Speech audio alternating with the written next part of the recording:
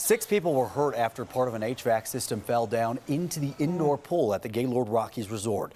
Aurora Fire says it doesn't have the power to investigate the HVAC collapse at the Gaylord Rockies resort. Instead, the hotel is investigating itself. Which is really interesting in the first place. So the question on a lot of people's minds is who is liable for this? That's why our 9 News legal analyst Whitney Traylor is here this morning. Thanks for coming in. Sure, it's good to be here. Good to see you both. So when we're determining liability and what happens if they can't find the cause of accident there. Well, so we're going back to Torts 101. This is a law school class that everybody takes their first semester, maybe their first year. And we're not talking about the French dessert. We're talking about an actual civil wrong. So a tort is, so Corey, if you walked up and slapped Jordan, that might be a criminal act, but it would also be a civil wrong. He would actually have a claim against you.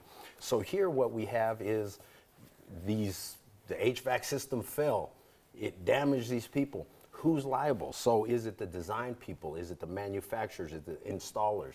And that's going to be a question and significantly litigious because there's all these people who partook in creating the HVAC system, building it.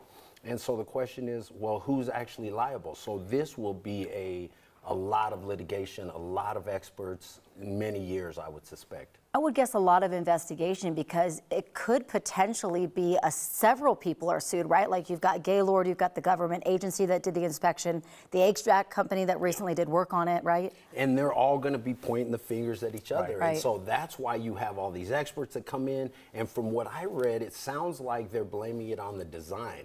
The manufacturers and the installers are saying, no, it was a design issue.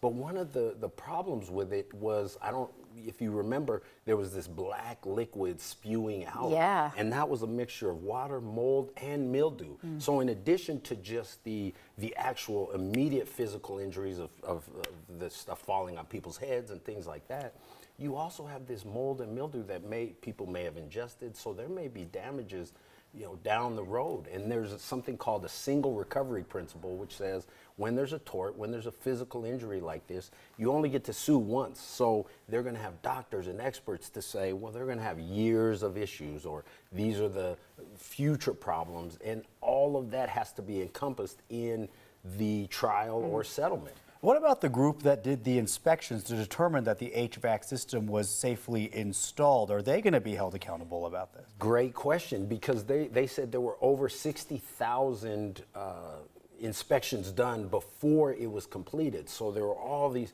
this is a major project, so there were a number of different government agencies doing this research. But this is a private company. So once those inspections were done, they generally don't do annual inspections. So this is really going to fall on Gaylord Rockies. Now, where they're all going to be fighting, you're going to have the insurance companies and this is going to be serious litigation. And there's something called res ipsa loquitur.